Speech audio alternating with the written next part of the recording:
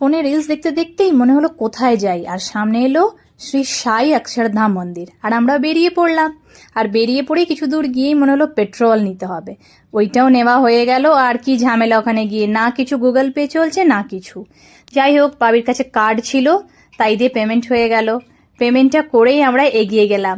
আর ওয়েদারটাও কি সুন্দর ছিল দেখো। তার মাঝখানে ম্যান্ডেটরি জিনিসটা ফটোশ্যুট, ওটাও আমরা করে ফেললাম।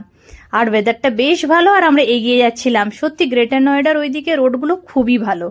যেতে যেতে যেতে যেতে আমরা একদম মন্দিরের দিকে প্রায় চলেই এসছিলাম। ওইখানে দেখি কি সুন্দর এই রাস্তাটা, মনে হচ্ছে যেন গ্রেটার নয়ডাতে নেই, যেন কোথায় চলে এসছি আমরা।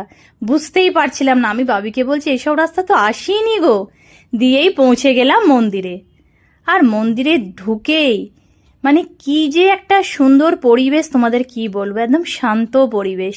এই যে সাই বাবার মন্দির, এখানে খুব ভালো করে আমরা প্রণাম করলাম, তারপরে আরতি নিলাম। দিয়ে আমরা বলি দেখি তো আরো কি আছে। তখন পণ্ডিত মশাই বললো এই দেখো এখানে আরো মন্দির আছে, তোমরা এগিয়ে যাও। ও মা, কি সুন্দর চারিপাশে গাছ গাছারি, তার মাঝখানে মন্দির। এই দেখো মা কালীর মূর্তি এখানে আছে।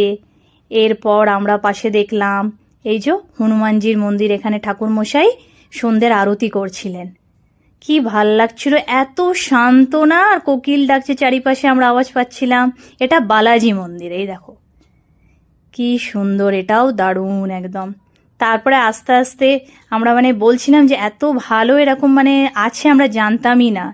দিয়ে আস্তে আস্তে এগিয়ে আমরা চলে এলাম এই যে সিদ্ধি বিনায়ক। এখানে আমরা প্রণাম করে এগিয়ে গেলাম। আর এখানেই ছিল মা দুর্গার মন্দির। চারিদিকে পণ্ডিত মশাই আরতি করছিল, আসলে সন্ধেবেলা হয়ে গিয়েছিল। আর এখানে শিবের মন্দির পাশে। ওইখান থেকে প্রণাম করে আমরা এগিয়ে গেলাম। এগিয়ে গিয়ে দেখি এখানে আছে শনি মন্দির। কি সুন্দর দেখো, শনিবারে বেশ ভিড় হয় শুনলাম ওখানে নাকি। তার পাশে এগিয়ে গিয়ে দেখি এখানে আছে রাধা কৃষ্ণর মন্দির। এখানেও প্রণাম করলাম, মানে প্রত্যেকটা ঠাকুরের এখানেই দর্শন হয়ে যাবে। এই যে আমাদের রামলালা সীতামা এখানেই ছিল। এত সুন্দর দৃশ্য দেখে বাবিকে বললাম ফটো তো নিতেই হবে, মেঘলে একটু ছাড়াই যায় না।